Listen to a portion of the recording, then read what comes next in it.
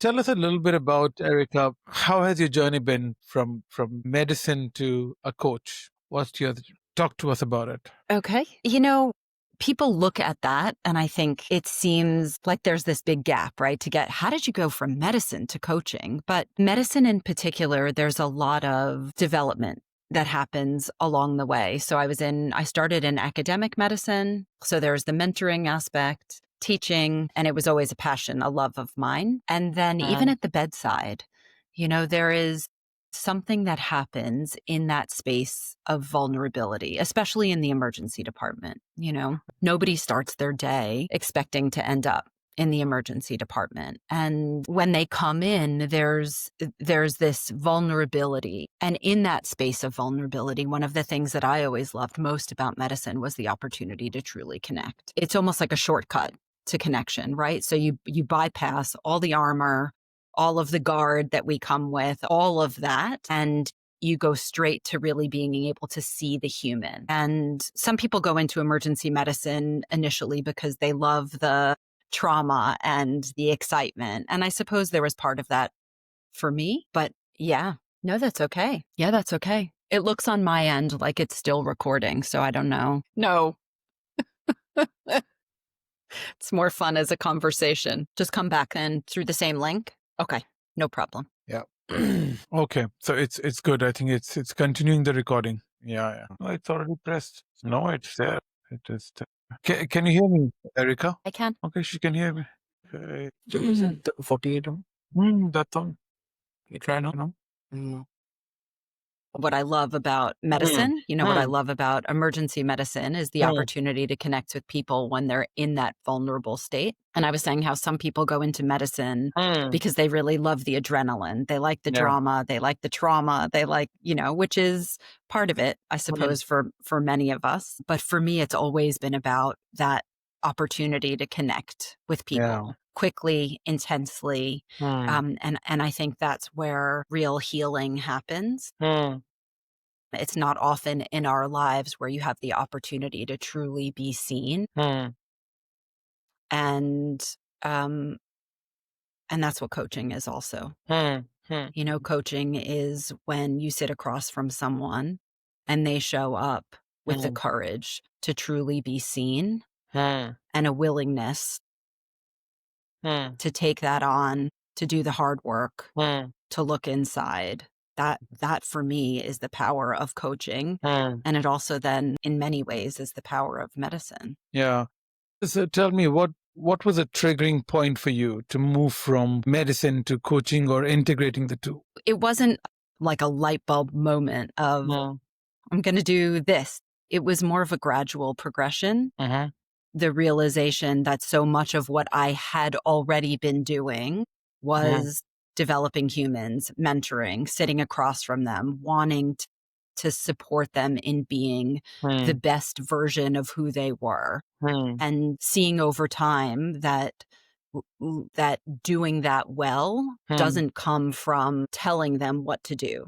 It doesn't come from me having the answers and I'm going to gift you with this knowledge that I've accumulated over my vast experience. Like, sure, there is a component of that, of the experience that's helpful, but the best coaching, as well as leadership development in general, comes from asking the right questions and holding the space for someone to do the work, right? What works for me is not necessarily going to work for the person sitting across from me. Right. And so asking good questions, creating a space where they are willing to step in and look at things perhaps a little bit differently, that's where the magic happens.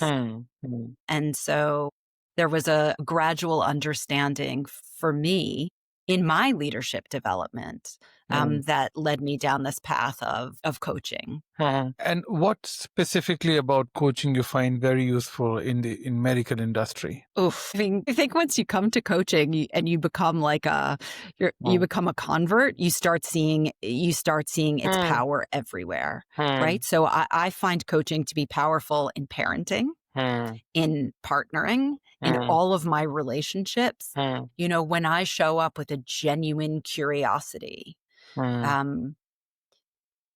it does create the space to truly listen. Hmm. And that's powerful as a doctor. It matters because I think there's some statistic that says, we as a healthcare provider generally go about 7 seconds without interrupting a patient. Okay. You sit down, you ask a question, and you give them 7 seconds, and then you jump in. And what you learn in coaching is, right, ask a question and then listen, not to speak, but to truly hear. And that's powerful. So tell me, I mean, it feels like that coaching as a skill, every medical professional, at least the front end, should be skilled and equipped with it. I mean, do you see a shift now in people recognizing coaching in the industry and applying it in their day-to-day interactions with patients? Yes. I don't know how much of that is my own bias, that once you see it, you start looking for it elsewhere. But I do think that culturally we're starting to see a shift, both an acceptance for it within the community. So both in Australia as well as in the United States, there is an understanding of the positive impact that coaching has on healthcare providers personally, right? So we're seeing a massive problem across the industry with burnout, and there is quite a bit now of literature that supports coaching as a way to counteract and provide clinicians with the tools that they need in that space. So there's that side of it as an acceptance for the clinician themselves, as well as them then being able to adopt those skills and show up in a way that's more powerful for their patients, for our patients. So talk to me a little bit more about your story. Let's go back to that and tell me, how has your journey been now? How do you practice? What are you practicing? So it's been a bit convoluted, I suppose, like most people's stories, right? It's nonlinear. I did my training in emergency medicine in New York City, medical school, and then my residency in New York City. This dates me a bit, but I was an intern. So I started my training in, July or the beginning of August is when in the US we start our training. And, less than 2 months later, September 11th happened. And so that was the timing for me, was being in the trauma receiving center, downtown Manhattan. I had been a doctor for, less than 3 months when that happened, and the evolution of my career since then. And at the time, we didn't have language around burnout and overwhelm. And the expectation was that you show up, you do the job, and you put your head down. There's no complaining about it. It was pretty old school, and the culture's changing now. So in that space of not having the language, we also often weren't given the tools to navigate. And so I had 3 little children in pretty rapid succession. I was working a full-time academic job in emergency medicine as the assistant program director, and trying to juggle life and feeling overwhelmed was probably the word that I would have used. When I was at home, I felt guilty for not being at work. When I was at work, I felt guilty for not being at home. There was not a lot of joy in that space. I loved it. I loved both sides of that, but I didn't really feel like I was winning at either one. And I thought to myself, there has to be more than this, right? It's not bringing me joy. And I decided to have what I thought was going to be some crazy adventure for a year. And went in to talk to my chairman, and I said, I need to resign because I'm moving to Tasmania. He kind of looked at me like I had, probably like I had lost my mind. And I thought, I'm just going to go and have this crazy adventure. I had never been to Australia. I had never, and I thought, I have to go do something. It was like a hard reset. And literally packed the family, 3 little kids, rented the house, and left Brooklyn for this little island at the end of the earth. I had never been there. I had no idea what I was getting myself into, and thought, yep, what's the worst that's going to happen? I'll be there for a year, and if it's really bad, I can leave.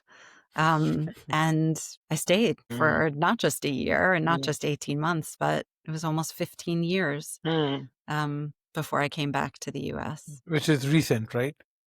Yeah, I've been back now for about 5 months. So, and then journey of a coach. Mm, How did that in that evolve? time. Yeah, Yeah. yeah. So really the transition from academic medicine, so there was always that teaching, mentoring component, which was incredibly impactful for me. I derived a lot from that feeling of contribution and helping people on their journey. There's the patient interaction, which is powerful, but there's also the when we know we're making a difference, which I think a lot of coaches feel. It Mm, matters. When you can help someone actualize their potential, that's powerful. And so I was feeling that to some extent in my teaching, in my mentoring. And then I had a coach. I had somebody who had a pretty significant impact on my development, my life choices. And I thought that, like that, that's it. mm, And bit by bit went down the rabbit hole, did the training. Every piece that I learned, everything was pushing me in that direction mm. to say, like, more of that.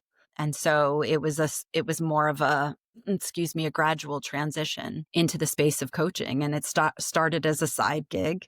Wow. So I started to add clients on the side. And then when I left Tasmania 5 months ago, I said, like, this is it. I'm going all in on Mm, the coaching and the mm. leadership work. So Wow. that's what I'm doing.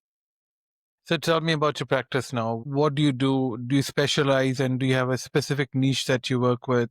Yeah. It started with healthcare providers, women in healthcare in particular, because that was what I knew. Hmm. I thought, yep, I can be helpful. I can show up for these people because of my lived experience. Hmm. And what I've learned over time is that all of the things that I thought were unique to women in healthcare in leadership, so the confidence, the challenges with authenticity, the burnout, the imposter syndrome, that's not about being a woman in healthcare, right? That's the human condition. And it's something that is industry agnostic. Hmm. So we all suffer from it. It really is about navigating that space. And so I've broadened my scope of practice from women in healthcare specifically to now, and started then, bit by bit, it was healthcare Hmm. providers, leaders within healthcare.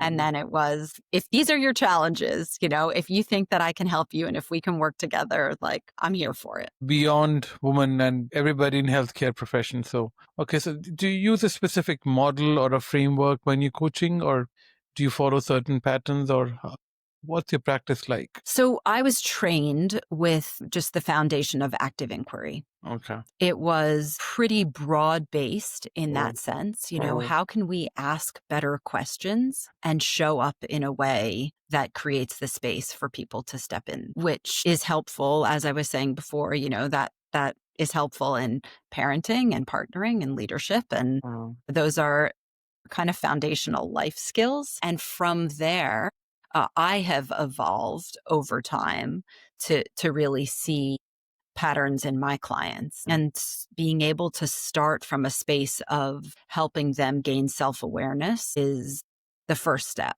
because we all carry stories and those stories keep us small. Hmm. They've helped at Hmm. some point. We've started for a reason. We've got those stories Yes. for a reason.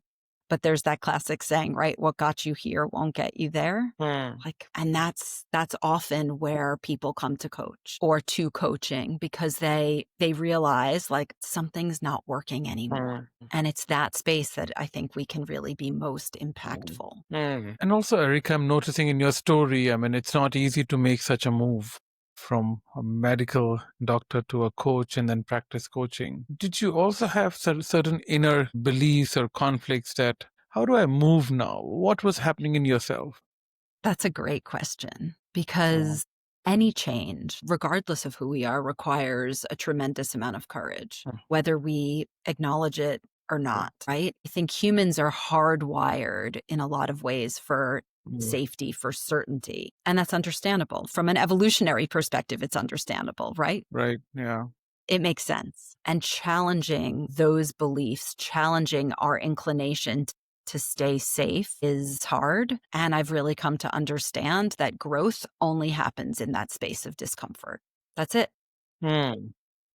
And for me personally, I've learned to lean into that, to embrace those challenges, to really, when I feel that fear or that excitement, I've learned to, instead of turn away from it, I've learned to really lean in and explore it. And how do you see now your career? More as a doctor, more as a coach? Letting go of doctor as part of my identity is going to be not an easy one for me. I've worked incredibly hard to get there. I've spent a lot of time studying and I'm very in debt as a result of the US system. And it's a big part of who I am and the way that I see myself. I've had to loosen my grip on that and start to think about contribution in other ways. And that's been very powerful for me. So I think that being a doctor will always be a part of the way I see myself. And I now understand that my capacity to contribute and to heal is going to take, it will have many iterations, or there will be more chapters to that. And I see coaching as being my future. Any advice for medical practitioners to consider coaching or applying coaching in their practice? Yes, do it. And really, it starts with that initial personal journey. I believe that for all of us, really, who live in this world of coaching, we should always be pursuing personal development. We should always have a coach or someone who's guiding us, teaching us, helping to shape our perspective. And so that's where I would begin. I think it's probably not specific to healthcare professionals, but certainly for healthcare professionals is a great place to start. So find yourself a coach who aligns with your vision, who can help you see your blind spots and show up in a way that feels more fulfilling and enables you to have more joy and to define success in your world. And from there, then see where it leads.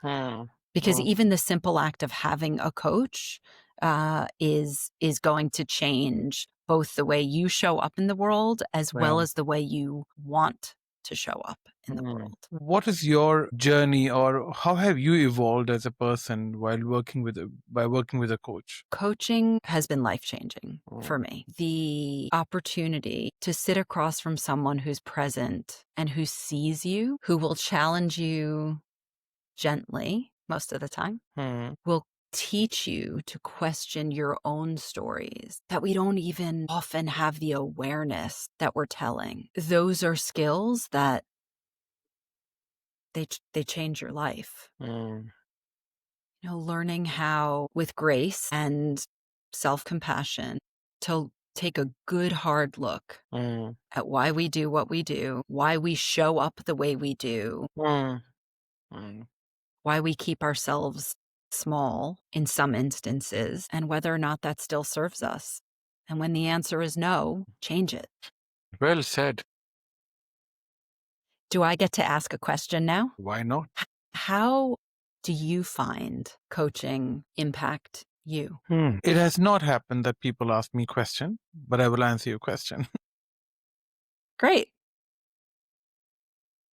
I think just being more conscious of who you are by not always just answering question, but going deeper and within you gives the control of how you show up and helps you better regulate. So I think for me, coaching has been a journey of everyday learning who am I and who can I be better and how can I be better than who I am today. So I think that's evolution. And it's powerful. That's the space of growth. That's a beautiful reflection. People should ask you questions more often. Or where do we take our conversation that you will enjoy? Yeah. For me, and I suppose this is the nature of wanting to, or of being a coach, is this idea of curiosity. And what I bring is, a genuine curiosity for like, I want to learn about your journey, Mm, mm, And so it's hard for me to be on the receiving end of the questions all the time.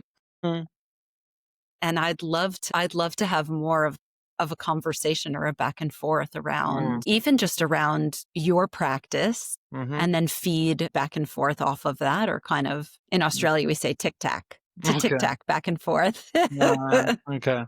I suppose if I had to pick a question, I would want to know, from all of your previous experience with your guests and in the coaching that you do, I would love to know the most impactful, or maybe that's too hard, some of the more impactful questions Mhm. that you have found to ask. From guests or in a coaching conversation? Well, I don't even mind. Yes, both. For me, I'm most curious about the coaching conversations, but That's why we I can asked, do either. as a coach, what is, yeah, yeah, yeah. I think a question is not about the content in the question, it's about the timing of a question. And I think depending on when is it asked, it lands differently at different times. And as a coach, you're not just asking to know more about from the words that you've learned through words and all of that, but you go beyond your intuition, your instincts, your what is not said here. All of that, I think, feeds you what to ask. And I think if all of that is considered before asking anything and then asked a question, that makes more sense to our client. I think, Yeah, that makes am I philosophical in responding to your question, or did perhaps, but it makes sense, Mm. right? It's not, there's no hard list of questions that you can say, tick, Mhm. tick, tick. Yeah. Yeah. It really is going to be context specific and person Hmm. specific. I mean, I say it's about, a spin top. I don't know if you've heard of this childhood games that we played, spin top, yeah? You'll spin a top and then it'll spin for some time, and then when it stops, you'll spin it again. So I think that's art. That's the art of coaching, right? You spin it, let the client do all the thinking. It doesn't really need much of a question. Sometimes it's just a single word, sometimes nodding your head, sometimes just looking into their eyes. That all could land as a question, could land as something to talk more about. That makes me think of how special it is, and also perhaps how surprisingly infrequently Mm. in our lives we truly create that space for connection. Right. Yeah. You're right. It doesn't take Mhm. much. We're not vying for attention. You are truly there to listen and to hold space for the other person. And it's such a gift on both ends, right? I feel incredibly privileged to be able to show up for someone like that. But I also know the power of having someone show up for me like that. And that's, I think, what my last guest on the show also said. It's a sacred work. That's beautiful. That is a Mhm. beautiful articulation of it. Yes. Do you find differences in how, so let's shift our gears into something else now. What difference do you see in the US and Australia in terms of how coaching is working there? I think just in terms of social acceptance, Hmm. I think it's more socially accepted, or it's considered now to be a little bit more of the norm in the US. There is an understanding, or even just professionally, there's an awareness and an acceptance of the validity of coaching, right? There's also a culture where there's an expectation that you invest in yourself professionally. Okay. There's a strong culture for professional development, and that's taken quite seriously in my experience. And it's hard to compare, right? It's like comparing New York to Tasmania. It feels like we're comparing apples to oranges a little bit. There is is just now stepping into that space Okay. of the validity and the real value of coaching, of investing in yourself, of taking the time. It's not cheap as an investment. So of really being willing to put your money as like to back to back the. I see the notice now. I mean, I notice the difference now, what you're saying. And I think it's more recognized, easily understood in the right context in the US at the moment. It's just getting in there in Australia. That's been my experience. Yeah, and you being a healthcare profession, I think mentoring is really I think skill. I mean, it's a skill which is applied a lot in medical industry. What difference do you find in between the both? So mentoring, at least in my experience, Mm-hmm. is a part of our responsibility as a healthcare provider. Teaching in any capacity, right? I believe that we have an obligation to show up that way for the future generations, for the doctors in training, for the medical students. Like there's a teaching component, but mentoring is when we also tap into our lived experience. So mentoring is when I am, not that it's only a one-way transfer of information, but certainly that's part of it, right? I'm bringing my 25 plus years of experience in leadership and emergency medicine, and I'm going to tell you from a place of my experience. So I'm sharing that. Coaching in its most pristine form is about creating the space for somebody else to find their answers. That's not about my answers. And what I say to my clients is just because it works for me doesn't mean it's going to work for you. And so it's about asking good questions and then creating the space for them to find what works for them. Now, in reality, I think that there's often a bit of a hybrid model where I imagine same for you, right? People come to you because of your lived experience. Right. And so sometimes they want to hear about your lived experience. Right. And even like you said, for coaching, we create a space for people to answer their own questions. And even in mentoring, I believe for me, it is we share, but we don't tell. Yeah. We end with the question, what resonates with you and what works for you. So, yeah. Yeah. I mean, I think the best mentoring is that hybrid model of mentoring and coaching. Because once you are a coach, I'm not sure that you can ever not be a coach. In fact, one of my guests also said that every mentor is a good coach. Every coach may not be a good mentor. That is probably true. Yeah. Any final advice for our listeners, Erica? Any suggestion? Some of the best advice and the most impactful advice or understanding that I've received is the knowledge that you cannot be both judgmental and curious at the same time. And so having that awareness, we're human, we're all going to show up at various times with judgment. And having that awareness and being willing and able to trade it for curiosity is a superpower. And so if I were going to gift something to the people listening, what I would choose to gift is that genuine curiosity with life, with humans, in relationships. I think that that's a real superpower. And I think I always tell, if you were to learn curiosity, go back and notice children, the genuine curiosity. Yeah. Erica, if people would like to get in touch with you just to understand more about you, work with you, learn about you, what's the best way? I am active on LinkedIn. So I would love for people to connect with me on LinkedIn. And that's an easy way to get in touch with me. Just DM me there, as well as on my website, onewildcoaching.com. Thank you, Erica. Thank you so much for your time today, and looking forward to catching up soon again. Yeah. Well, thanks so much for your time. I really appreciate it. It's Welcome, been a pleasure. Erica. Yeah, it's been a pleasure. And stay connected. We are on LinkedIn, and I'm sure we should just exchange as much we can. Yeah, that sounds great. Always happy to connect and support and continue the conversation, because I'd love to do that. And Erica, I think what I loved about our conversation, about you especially, of course, is I think you've become a coach not as a profession but by heart. Your every answer had that coaching style in it. So I loved it. I mean, I loved connecting with a coach. Thank you. I would really love, it's funny, when we started before the tech issues, And you mentioned that you've just come off these 8 days of training. My first thought was, how can I, beyond those 8 days, like how can I access or hear? Because I think that I would have a lot to learn from your experience and your training and all that you do. So I really connected and continue to learn from you.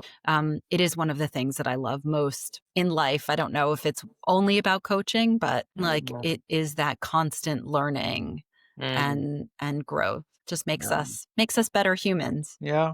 I think that the learning around curiosity, what you said at the end, is very powerful. Learning to be curious. I think that's one thing which is unique about coaches. If we learn coaching, we learn to be curious, and that's how we remain always. Yeah, it's true. So thank you, Erica. Thank you for your time. my pleasure. Thanks so much. Bye.